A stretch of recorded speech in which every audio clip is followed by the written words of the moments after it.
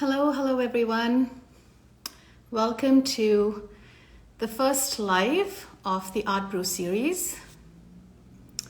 If you want to let us know if you're joining us, where you're going to join us from.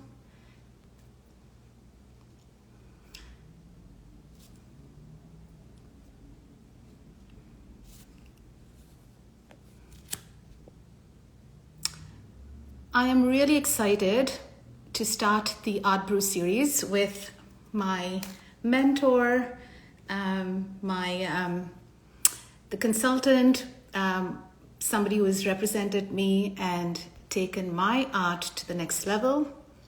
And I'm just going to wait for her to join us. I think she's already online, Kaneka.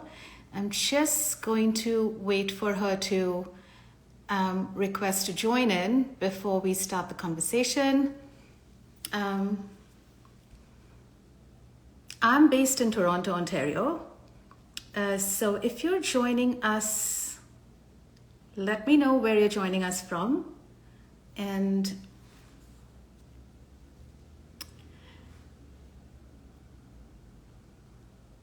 yeah, I think, Kaneka, you need to send me a request to join so that I can get you on this chat.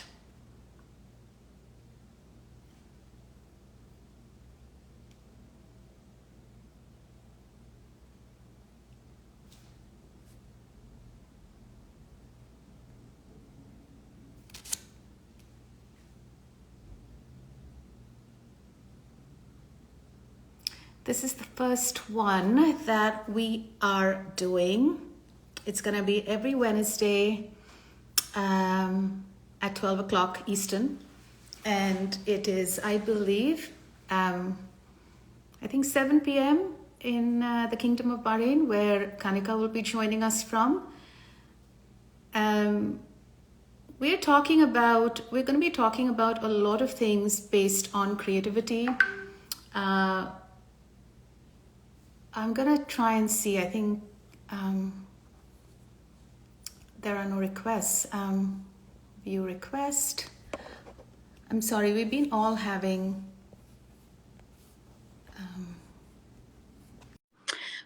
some issues with our internet here in Toronto. So I'm just, finally, hi Kaneka. Hi Maz, how are you? I'm good. We've been having some issues in Canada with our internet since Friday. Okay, no, we're very good with our internet here in Bahrain, but I kept tapping on the button and I guess it didn't want me in or something like that.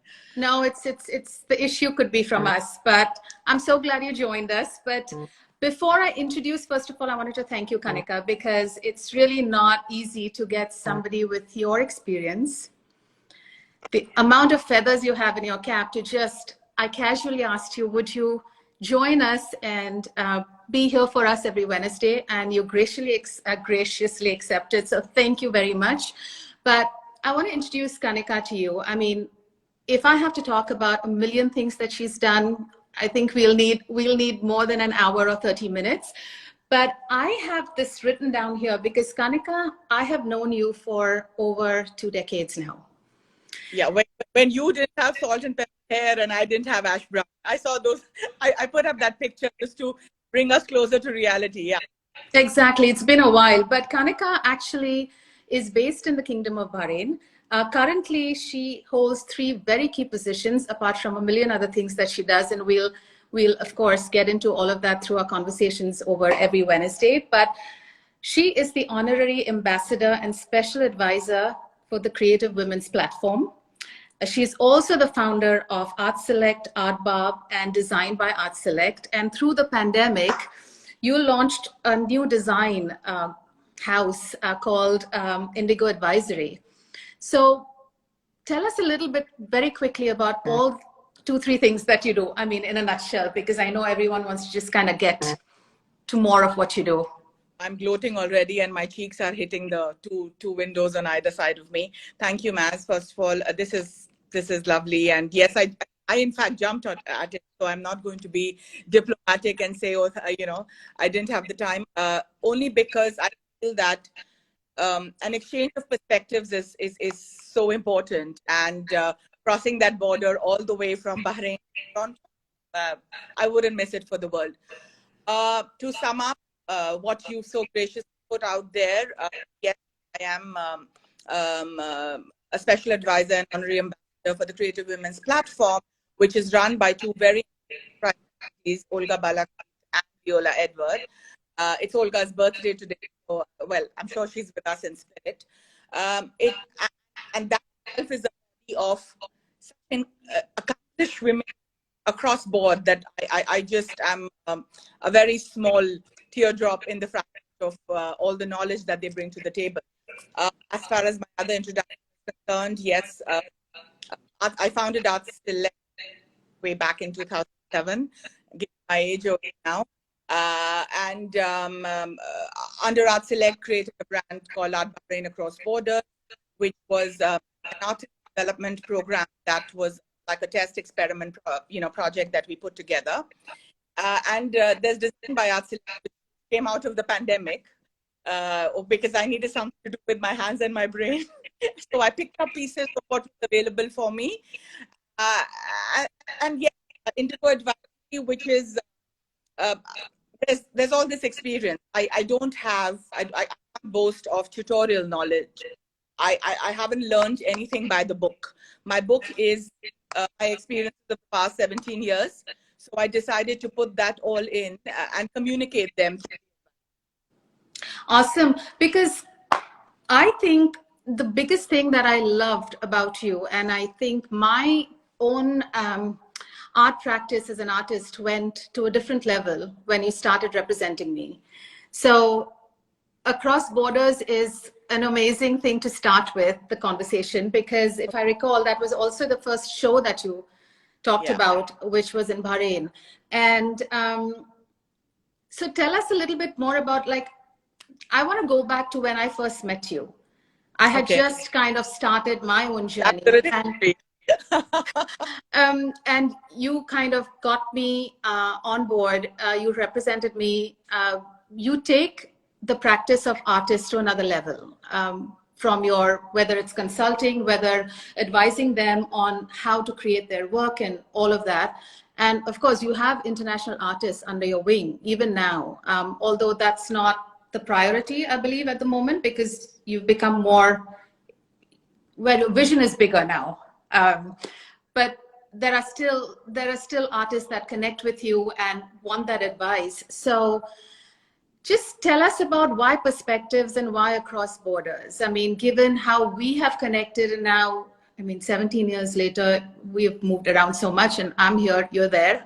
Yeah. Across Borders, actually, the perspective begins with, like I said earlier, I can't boast of book knowledge. I can't boast of the degrees that, people who I liaise with probably have acquired. All I can share is my experiences on how it all started up to this point. Across Borders is that journey of a person back then, Kaneka Sabarwal, all of, I don't know, 24, 20, I don't even know what age, wanting to, I was very fond of color. So I did this whole stint of, playing fabrics, playing with what, and then art was this thing. Back then, when art was the thing, I didn't have a family, couldn't boast. Or, my father used to collect art, my father used to collect art, so I didn't have a pedigree to boast of, but yet it was very fascinating. Mm-hmm. And the borders that that I had to cross from the stage of how I didn't have a perception of an art buyer. So that made me think, what is the perception of an art buyer? I never studied the norms, apparently, because I didn't know the norms. So, there's this whole, it's a process of education. Back when you and I met, if you remember, one of my first shows in Dubai was at the Grand Hyatt. Yeah. And I remember for me, it was a huge change. People were horrified, like, who's this person who was actually doing an art show in a hotel. Nobody, well, I'm not going to say nobody had ever done it, lest I find somebody there with a campaign to say I did it, but nobody had ever done it. Oh, but it's not in a gallery, and you know, are we even going to trust this person? Or so that was another border. But I had decided that that was my perspective, because Art Select was formed of the people, for the people, by the people at the time, because I believed I was just that person. So when I was exhibiting art in a hotel for the first time, that was the border. Like, Right. it was never done. Why? But the perspective of it was, so what was wrong with it? And today there are hotel art fairs. Exactly. In fact, I remember from when I started in 2007, that's when I met you, to a couple of years later, I'd gone to the Ritz at DIFC, and the Opera Gallery, if I'm not mistaken, had done a gorgeous display throughout the hotel. And starstruck person, I just stood in the middle of the lobby. And you know, my team who was with me, they're like looking and wondering, what is wrong with this woman? Like, why isn't she moving? But I told you so moment. You know what I mean? Because it was a border. So why across borders is because we are constantly building these borders in our, they don't exist. We are so used to our comfort zone. Oh, it's an art show. It means it has to be in a gallery. There have to be people holding a glass of wine. There have to be cheese. Like, there are so many habits. You know, there's a list of collectors. Okay. And then I'm not going to allow the other people in. Perspectives. So what a hotel did at that time, it just allowed openness. It was for everybody. Not only the guests of the hotel, the guests who walked in the hotel, the guests who came for a cup of coffee. And, you know, I built so many relationships. Like, I mean, you and I go back 70 years. I remember, I think, Lorima, I still remember her name, and she reached out to me a couple of months back. She and Matthew are in Australia. He had, they were in Dubai at the time. Again, she didn't have time. She was in between meetings, came, walked, and became a consul. So again, that was a border. Gradually, that many years later, when I came to Bahrain and set up, decided to my initial to, okay, let's do an art fair. So all of a sudden, there were these borders. Oh, but there are so many art fairs in the region. Why an art fair in Bahrain? But there was another perspective to it. So everybody who had that border had forgotten that Bahrain's culture dates back to the Dilmun civilization. Bahrain has the largest number of practicing artists today. I mean, huge. I mean, you've been here. I've been there, yes. Yes, you've been here to the fair, so you know what I'm talking about. So so why not Bahrain? Again, it's a border. So which is why Cross Borders was the first show, because at that time, it's for me, it has been an education for myself. I say this that there's never an end or an age to education. The more you learn, the more you grow. And I learned as I'm going that, oh my God, there are so many barriers, you know. So why will somebody do that? Now that's and the barriers are not only with the artists, they are with the galleries, they are with because we've categorized. Yeah. So it was one of the first fairs which had, for example, an artist's pavilion. So there was another order that, oh, but artists don't exhibit at fairs. Why don't they exhibit at fairs? Artists are represented through galleries. Correct. I get it. I'm a gallery owner. But then at some point, there needs to be a direct connect between the artist and the owner. And lo and behold, 5 years later came COVID, and we did not have a choice but to make that direct connect. Yeah. There was no agenda, there were no contracts, there was no divide. The world was barely trying to exist. Everybody was crossing their borders, whether physical, mental, to survive. Now, if that meant reaching out to an artist, talking to an artist, the artist getting inspired by, I don't know, somebody sitting in Timbuktu for all I care. So yeah, across borders. I think that's brilliant, Kaneka, because like you said, the pandemic actually showed us that you can just globally, like all the barriers and borders were broken down. what would your advice actually be to people who are within a certain country? How do they, because we even, when we were kind of discussing these talks, we even talked about how we have our own limiting borders in our heads.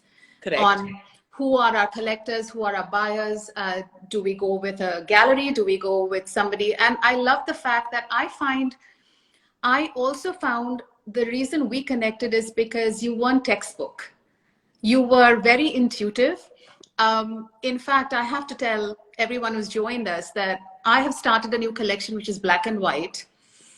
And my work is mysteries in color. And Kaneka had actually told me about this 5 or 6 years ago and said, you know, your work should really be in black and white. And I'm connecting with it 5 years later. Now, she wasn't, I don't think you were reading some tarot cards or anything. You just came up with it. So yeah, how would you tell artists right now or creatives of any genre? Because I think you've expanded your repertoire of who you speak to or who you represent or who you kind of connect with. It's not just based on sculptures, or it's now designers and artisans around. So how do we kind of break those limiting things within ours? How do we move forward with a more open mind, open perspective as a creative? Like I said, again, the borders that are the toughest to break are those that lie within. And they are not just borders. I mean, I know it's very nice to be an expert and be consulting, talking to people, but that border doesn't just lie with you. It lies, and each one of us, again, it's about that comfort zone. And we've categorized, like I was telling somebody the other day, oh, these are Aboriginal artists, and these are street artists, and are, I don't know, and there are some artists who come and say, oh, but I really want to work with all of them, but I only work with acrylic. You know, there's set high expectations from ourselves. Whereas art, honestly, so liberating. You know, I was thinking about what I would address and what ask me and what I would address in this conversation. And I remembered a time where there was artist who came down Bahrain years back, and he would paint and also take a workshop. Now, I was a part of one such workshop, and so were a few of my friends. Now, they have nothing to do with art, and each one of them said, you know, I have nothing to do with art. One of my friends, one of my closest friends here, she's very good with math and computers, right? And she kept, you want me to come for an art workshop? I don't know anything about art. And while we were painting, because being good at math, she was so meticulous. Her was just shaped up so much better than mine. Now, here I was deliberating. It was a thing where I had to, my canvas had to look good because I'm supposed to be the person. And it looked nothing on this earth. What I'm trying to say is that it was a border. Right. Because I am an art entrepreneur or a creative or a creative commercial space, I do not become an artist. And I say this to every artist existing, whether he is an artist, a designer, artisan, you've got a skill set. So own it. Take ownership of that. I mean, I find a lot of artists trying to do a lot of things because that's the thing to do. Yeah. You are the thing to do.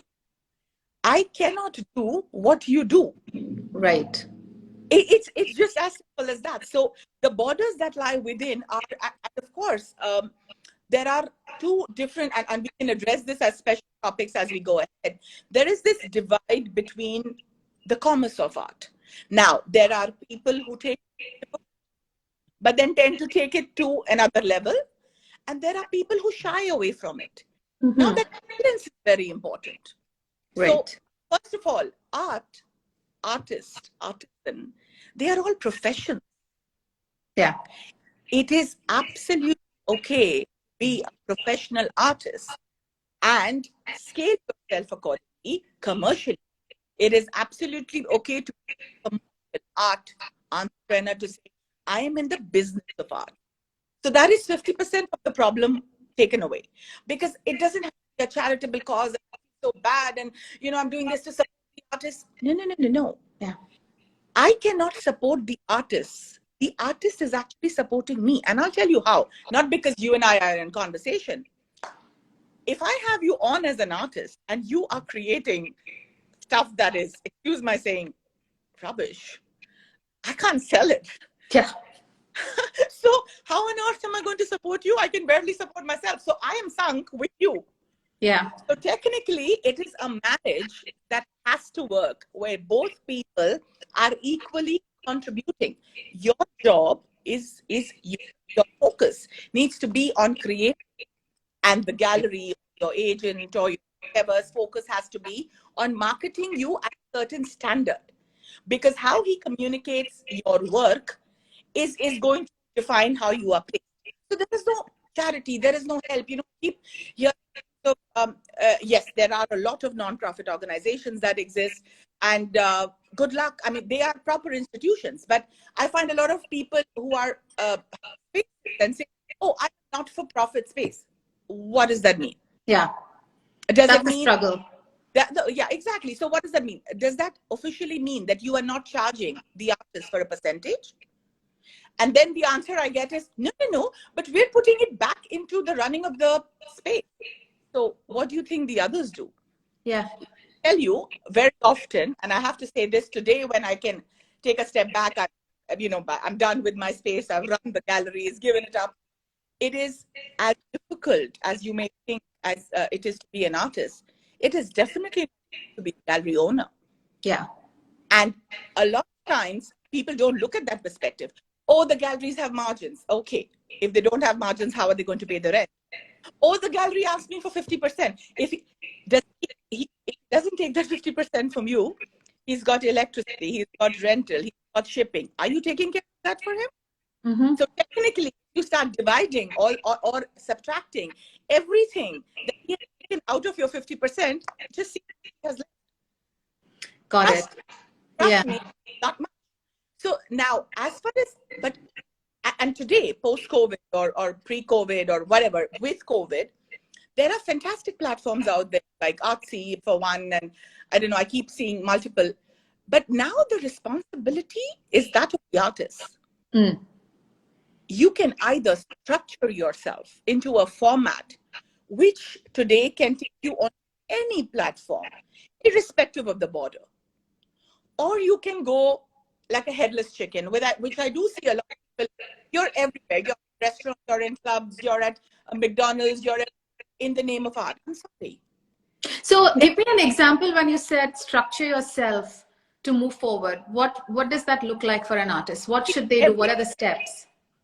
Every industry, every art industry, I mean, that is the first part of accepting that. Every industry has its norms. There are practices that are set not by me, not by people who came 10 years above me, but they're just industry norms. What do you look for? Okay, if we have to microsize or change this into a wider audience who probably is not an artistic audience, how do you go and buy a collectible? How do you treat a piece of diamond? How does a De Beers or a Van Cleef give you a piece of jewelry? Your artwork is that collectible. Right. How are you going to treat it? How are you going to place it? From the way it is hung, to the way it is lit, to the way it is presented, that the onus of that is on you. So I guess you wouldn't say that, for example, let's take me, only because you've known me for this long, and I think a lot of people who have joined us, some of them know me. Not to kind of have that, if you're a fine artist and you're in galleries and that's where your structure and your mindset is and you've priced your work accordingly, I don't think then you should just pop into a coffee shop and say, okay, they are hanging at some local cafes. Would that also be a part of that? Like figure out where you're showcasing the work? For every artist, it is extremely, extremely important to decide where he or she is headed. See, it's like, that's what I'm saying. The moment we start approaching this as a career, we're good. The problem we're at a cross where we're leaving it fluid, and that's existing, and that I'm usually 95% of the time constantly defending the artist. But here, the onus is that of the artist. When it, it's like a comfort zone. Oh, I'm doing this because she's a friend, and I'm doing this because she's my sister, and I'm doing this because I don't know what. You might be doing this because of that, but there is a world out there who's looking. You are confused messaging. What is it that you want? Yeah. Are you the that I tell you that, okay, here's $100, paint something for me? If you're not, then what are you doing at a McDonald's? Or what are you doing with your art, which I can't see, which has not been put at a certain level under a proper art light? You've put it up. I haven't. Today, if I came to your house and picked up 5 canvases and went and put them in my garage, you allowed it. So you decide. That's what I'm saying. That there is a pre-COVID structure where that's the artist to decide. Let me tell you, when you go through credible gallery, they take care of all this for you. But then, okay, then I have artists come back and say, oh, so many artists, there are so many galleries, they don't want to take us. Why? It's very easy to throw the buck on the other person. Look within. Do you have your certifications in place? Do you have your profile in place? Have you formatted a catalog for yourself? I constantly keep getting messages on Facebook, WhatsApp, for those who have my number, with images. Okay, what do I do with those images? Yeah, I don't know anything about you. You haven't told me anything about yourself. I walk into exhibits where images with titles, and then there is a price list lying in the neighbor's house, literally. Okay. And I don't know your profile, so I'm hunting for your name in Google. That's what I'm trying to say. Now, that is where the onus lies on the artist. How are you documenting yourself? How are you boxing yourself? That's important. Because you will decide your next step. Today is the time where you can take this liberal format, the post-COVID format, to a positive, or completely run it down. Because at the end of it, don't forget, if I am spending, that's another thing. Oh, the senior artist versus I don't know what. Now, you know that I've never bothered. For me, when I've curated shows, and of course, even that was being a rebel with the cause, because for me, if the work merits, to go on my feature wall. Correct? But are you going to take advantage of that, or are you going to misuse that? Oh, I exhibited with so and so, so now I can increase my price and say it's for $5,000. Or that's where the problem comes. The balance is very important. So, like each career path, you have to define, this is who I am, this is where I want to go, and then everything else falls in line. That's what separates the boys from the men, like they say, because it's you define. I constantly keep seeing exhibits, and then some exhibits where I've been completely impressed. I mean, I went for I've said this, and honestly, it's not an artist I've known 17 years. I mean, I barely knew him 17 years. A Bahraini artist called Rafi, and walked into his exhibit at the art center, and I was blown. I was completely blown, only because it was the first solo, but it was clean. You know what I mean? It was just clean, left to right. I could look at it from every angle. I could just see the artworks. I didn't have to bother about where am I looking? What am I going? His profile was out there, neat, clean. The artist was there himself. He knew exactly what he wanted. Great. So that is very important. And coming back to the story that you shared, well, I always knew, like you said 5 years back, that black and white was your way forward. But I'm so glad that you didn't listen to me at the point, because it is so important for you to derive it for yourself. And connect with it at that point, I think. Absolutely. What I do as a profession is completely diverse from what you do as a profession, because you are actually creating that canvas. Now, if you are going to pick up that black ink and, because Kaneka is like, I need to do a black and white. No. That defeats the purpose again, because then you're not authentic to yourself too. Not only that, because you are the creator, it's not going to work. It will still take you, it could have taken you 5 years of just errors, or now you've done the experiment. Yeah. You've done it all. You've played with pigments, you've played with inks, you've played with, doing those vintage chairs that I spoke about. You've done it. So now you've reached, and then there's this whole book with mysteries in color. And like I told you the other day when we were talking, perhaps mysteries in color was your calling. Yeah. And that's where the color is going to graduate into. And your canvas needs the black and white. Interesting the way you've looked at it, because obviously I'm going like, okay, I just need this now and not that. But yeah, you've explained it well. Maybe that's where my color is moving. Yeah. And my fine art collection is where it is. So I have another question. And whoever is on, who's joined us, if you have a question, there is a little question button. Don't put it in the comments. Because the comments keep going really quickly, but there is a little icon which has a question mark. So just post your questions if you have any, and Kaneka will answer them. And if you have something that's percolating in your head and you want to send us questions a little later, that's fine. We'll address them next Wednesday. But moving forward, now that things have kind of shifted and post-pandemic, I know that people are kind of grappling to get things going. Sales for, art had come down. Suddenly interest rates are going up. All of these other crazy dynamics that are falling into place. And I know that there were two things. One is artists, like you mentioned, package yourself well, who you are. There was one point where artists would go, I just paint for my soul. It just gives me happiness. So then they are not a business. They are just going with the, and there's nothing wrong with it. The problem comes with that crossover of I'm painting for my soul, and then 6 months down the line, nobody's buying my artwork. What do you want? Now, there is a flip side to it as well, where there are artists on a tangent of who've become so prolific. Okay, if my horses sell, I can just keep painting horses, and I can paint them in every color, every form, black, white, green, red. I'll paint and paste it.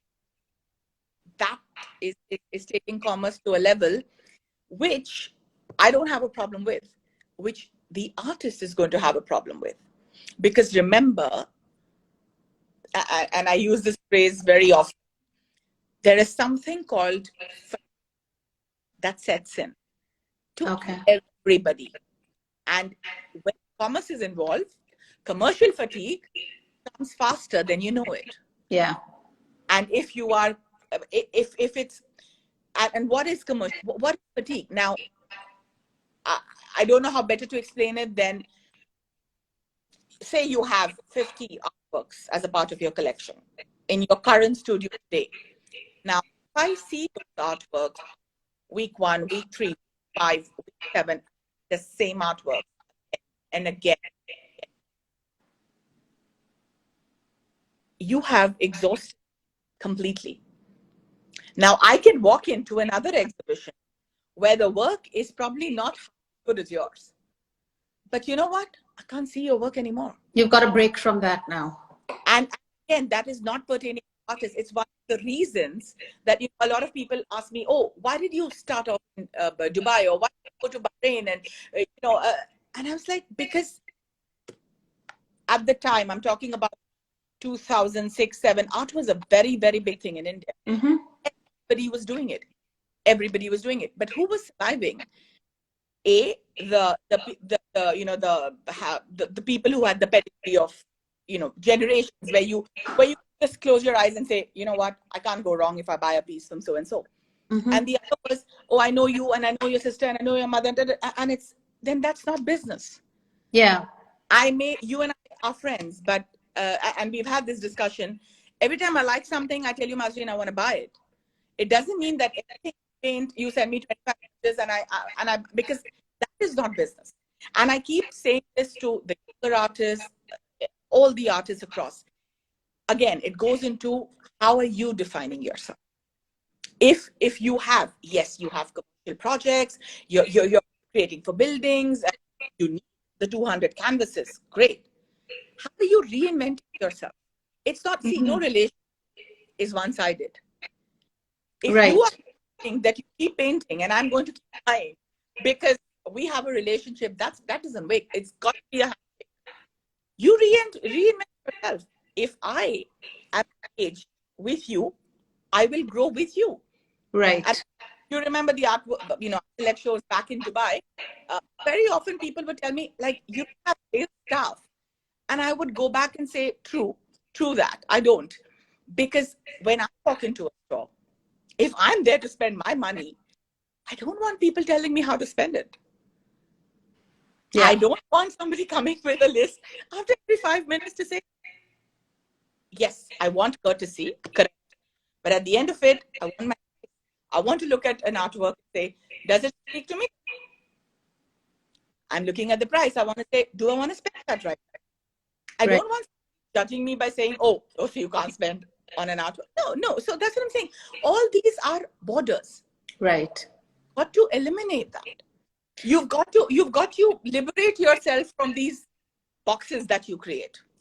Got it. So now I have a question here from someone who says,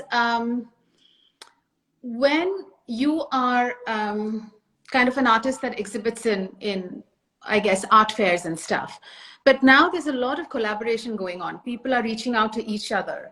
Now, if that collaboration isn't fine art necessarily, it's a collaboration, say, I want to use your stuff for fashion.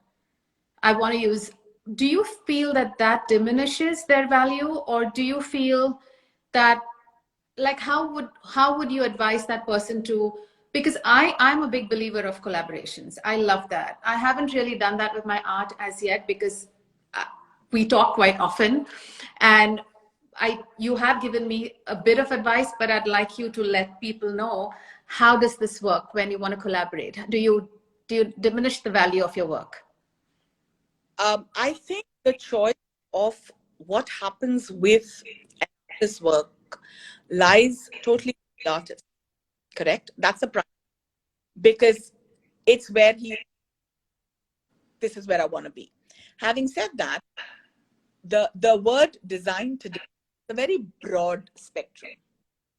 And we've got talent coming out of places, people, and younger generation who, the one thing that fascinates me is, when you go to nursery and you end up hearing the most fascinating things from them. You end up seeing the most weird, like, where you get that from. And that's only because they're not following a brief. That's where I feel the emerging artists are. They're going with, now, if that passion is channeled towards, say, a line in fashion, okay, there's no harm with it, because you can channelize your work and say, you know what, this part of my collection is going to be assigned to designer X. Oh, so you mean a separate collection is what you advise that should be for designers? Yes. You could, either you segregate a collection or then you do print version. I mean, and I said where I get this from. I was going to tell you to pick this up as a separate topic, because I'm still learning about it. And this whole new NFT, metaverse, big words that I don't know. And anybody who knows me knows that I'm a technological disaster. But I have artists come back to me and say, should I, shouldn't I? What is this? Where are we going with it? And for once, I didn't have answers, because it wasn't a space I knew. So what I did was, going back to my Creative Women's platform, Olga, Creative Women's platform was doing a very interesting talk by an expert who I think raised more than $15 million in the art space field. And I asked Olga to just ask her 2 questions. It was like a fangirl moment. And she said, no, moderate the talk. And because all I wanted to understand is, there I was a student, I wanted to know, tell me something I can tell her. Hey. And this is what I understood from that the whole NFT space is on how you take your original and then are NFTs made out of it, which are out there. Mm-hmm. Now, this is not a talk on NFT, but there is a corollary to it. This I picked up from another friend who we're launching something with NFT. Well, it's still in the pipeline. And we were breaking, and then it's not making sense in my brain still, because what am I going to tell my investor, or what am I going to tell an investor? Mm-hmm. What is investing, and where are these price points coming?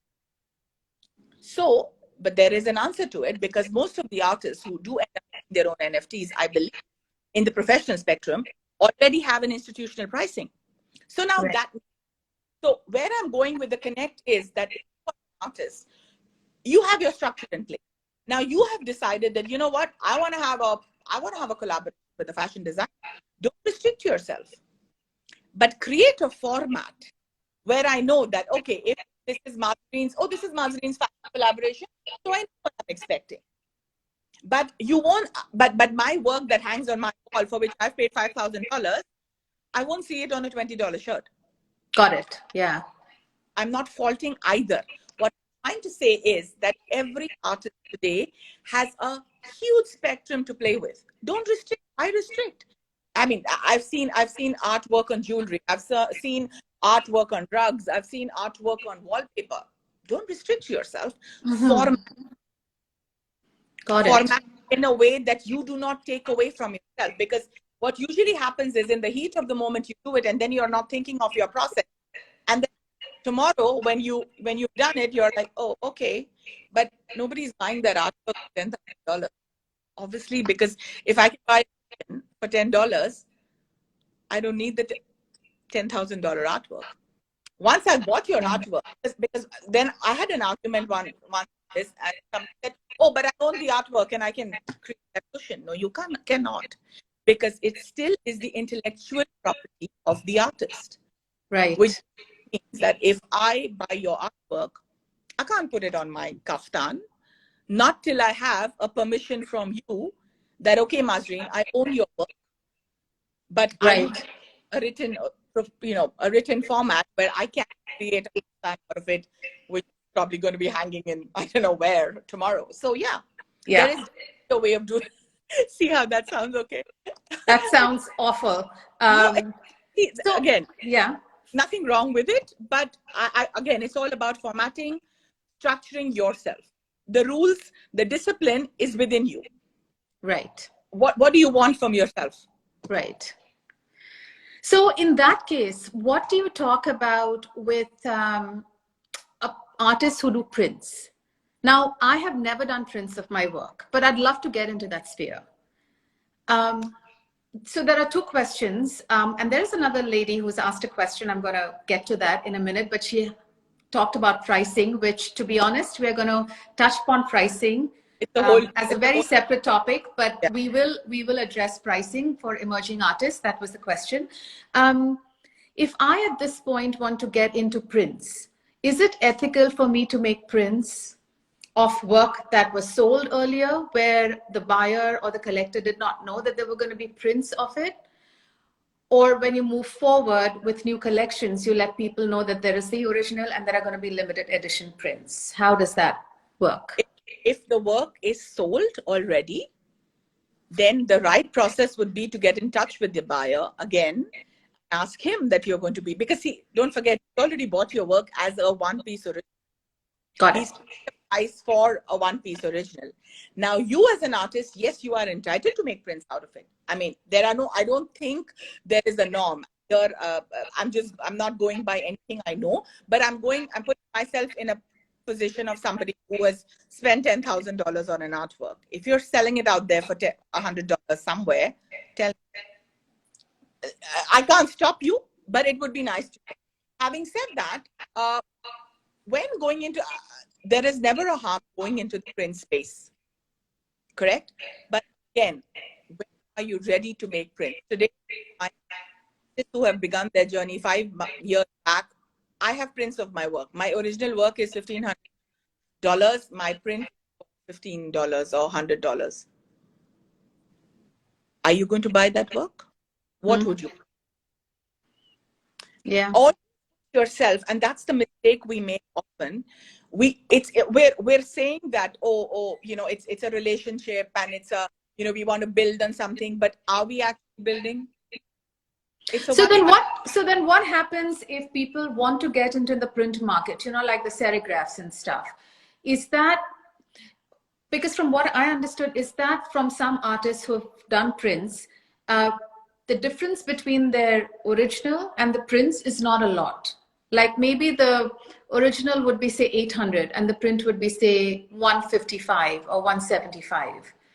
Does that make sense to you? Or do you think, like, how does that work? If somebody wants to forget asking, okay, let's move forward to say, okay, as my new collection, I want to try and make prints, limited edition prints of this work. Should there be that kind of a price range? Like maybe it's a $10,000 painting, but the prints could be 2,500 or 3,000, not like in the hundreds, still in the thousands. Do you think that undervalues your work? Does that? Again, I would rather touch the pricing as a separate chapter. The first step would be, when as an artist do I make my prints? Now again, be the artist, I'm nobody to stop you. Nobody. I don't think anybody, because being an artist, you own the intellectual property. Nobody can stop you from making it. But are you going into it very soon? Don't you think your work should scale to a certain position? See, what you want to do, you have a primary market, correct? You want to build a secondary market, because that's when you get, most auction houses will not touch a piece that is not in the secondary market. So there is a market to build an ace, then there's a secondary market. Now, that's when you get in. If I was an artist, there can be 2,000 people who can challenge that this woman doesn't know what she's saying. So, because it's an individual perspective of every artist, but I'm just looking at it from today you would buy a print of an Andy Warhol, or you buy a print of, because you can't, not how many people in the space would go and say, oh, I've decided to spend $500,000 on a painting today. No. So then I go and pick up, I myself own prints. I myself own prints of a lot of artists. I own serigraphs, I collect them, and they've all grown in prices. But are you able to make that divide? Are you able to make much? And honestly, the best space would be to create, again, a different collection for print. That collection and the gap between the two collections in pricing, then you can decide how you want to play that. Because really, you are an artist who has this whole path of, this is where I want to go. I want to be at auction houses. I want to be here and I want to be there. And you have a whole print market out there. Where are you at? Shouldn't your focus be, again, you could have, and I give that leverage or that freeway to every artist. You could say, you know what, but I'm happy being in this space. I want every person to own my prints. And that's okay. That's your decision.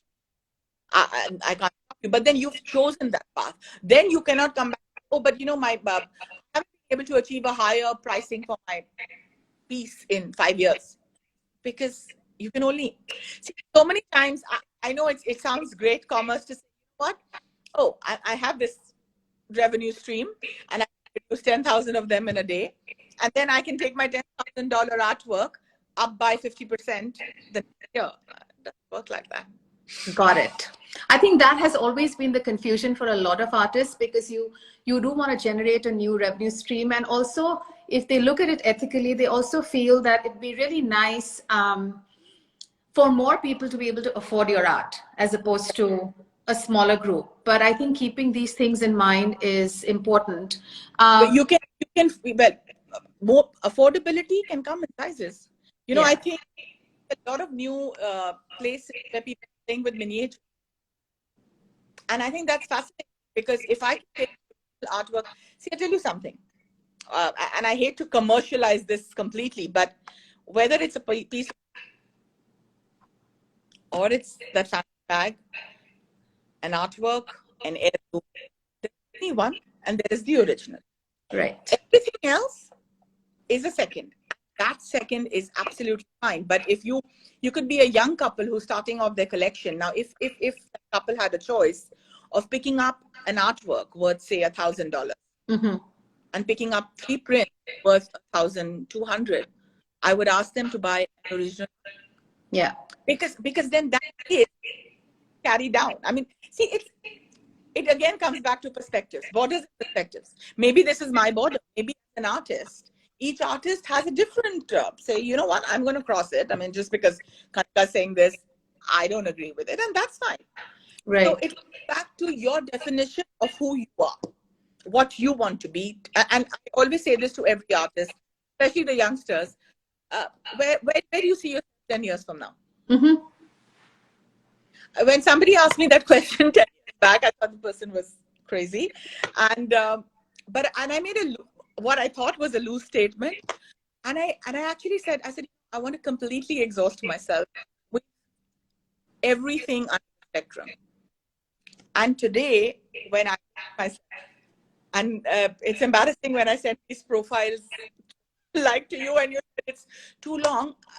And I just feel that this is where I am, because really I can't contribute anymore there.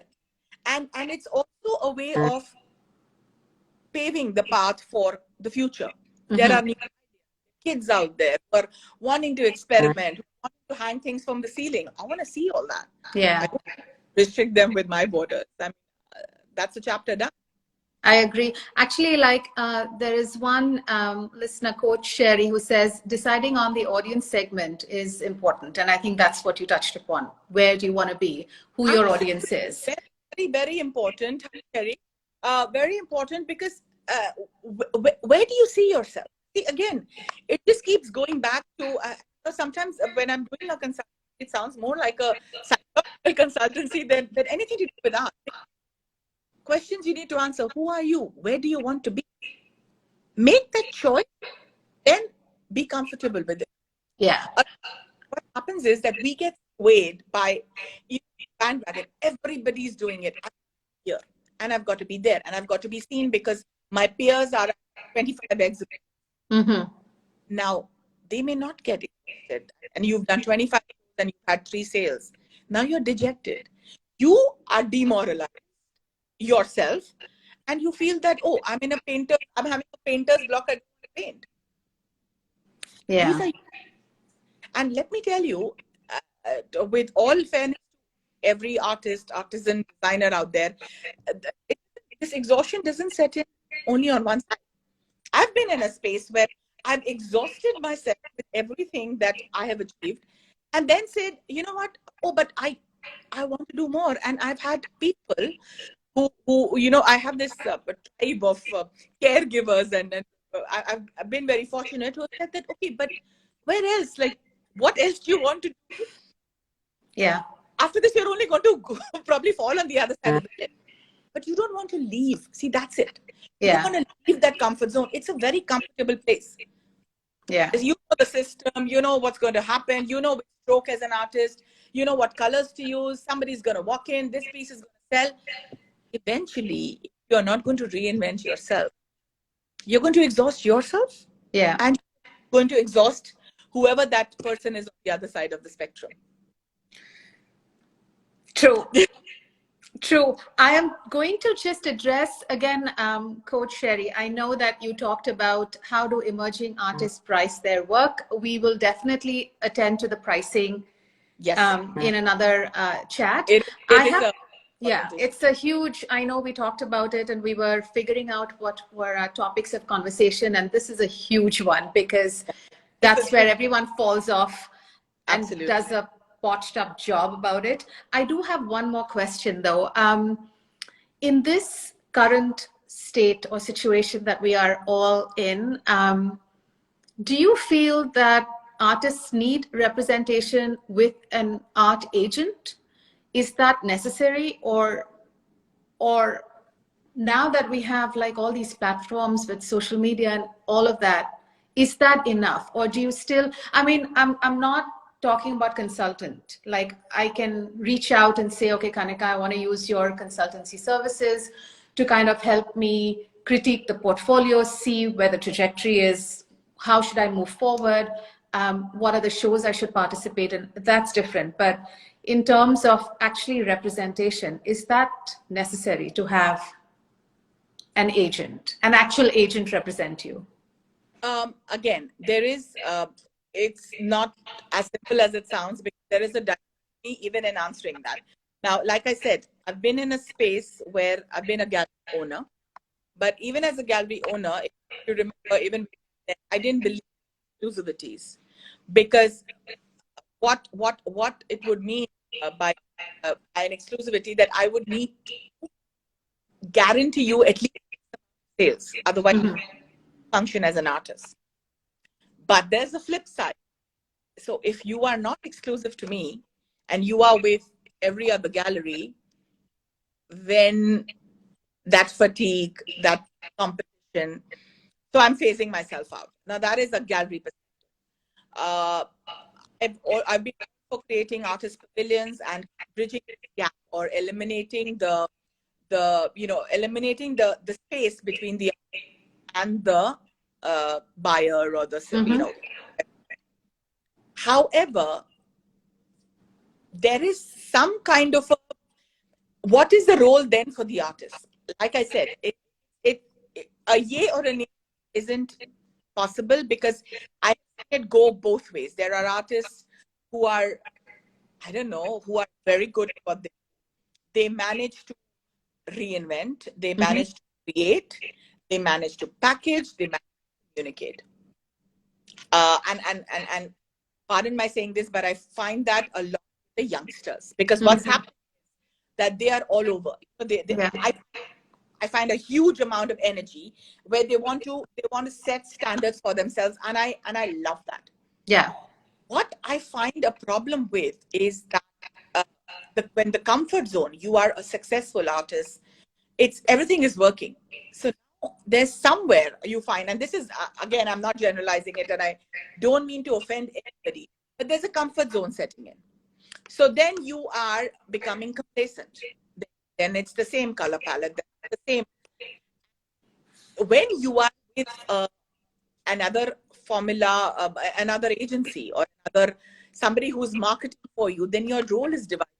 Then you need to see, that's the whole thing. Are you able to draw that line on? Nothing's going to work if this art that I produce is not the best in art. You need to feel great about yourself, but that doesn't mean that when you are kids in school. I mean, you have 2 kids, I have 1.